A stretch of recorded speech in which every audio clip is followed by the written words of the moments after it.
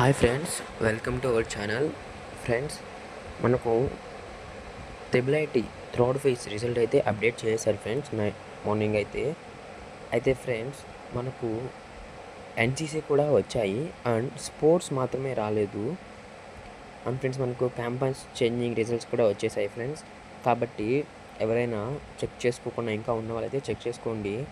అయితే పీడిఎఫ్స్లో మీ నేమ్ వెతకాలంటే చాలా కష్టం కాబట్టి చెక్ రిజల్ట్ ఆప్షన్లోకి వెళ్ళి మీరు డైరెక్ట్గా అయితే మీ application ID and captcha enter చేసి మీరు సెలెక్ట్ అయ్యారో లేదో చెక్ చేసుకోండి. మరియు ఇంకా కొంతమంది కామెంట్స్ అయితే పెడుతున్నారు వెయిటింగ్ లిస్ట్ రాలేదా అని.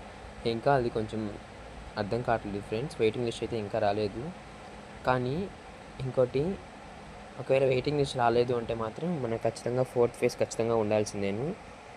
అది వెయిటింగ్ లిస్ట్ అనేది అప్డేట్ చేస్తారా లేదా అనేది తెలియాలి.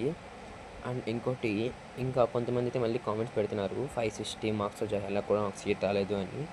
కాబట్టి అది ఎందుకై ఉంటుందంటే ఫ్రెండ్స్, మీకు వచ్చిన మార్క్స్ కంటే మీ క్యాస్ట్ కేటగిరీలో ఎక్కువ మార్క్స్ వచ్చిన వాళ్ళు ఇంకెవరైనా అప్లై చేస్తుంటే వాళ్ళకి వెళ్తుంది. కాబట్టి నేను చెప్పాను కదా, అదే జరిగి ఉంటుంది. చూసారు కదా, అక్కడ phase 3 RGUKT campus changing selection list, phase 3 RGUKT provisional selection list, general list మరియు క్యాంపస్ చేంజింగ్ లిస్ట్ అయితే వచ్చింది. మరి స్పోర్ట్స్ కోటా లిస్ట్ ఎప్పుడు వస్తుందో చూడాలి.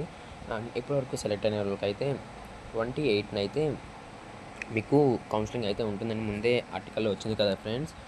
మరి ఇప్పటికి కూడా సీట్ రాని వాళ్ళైతే ఇంకా హోప్స్ కొంచెం తగ్గించుకోవాలని చెప్తున్నాను.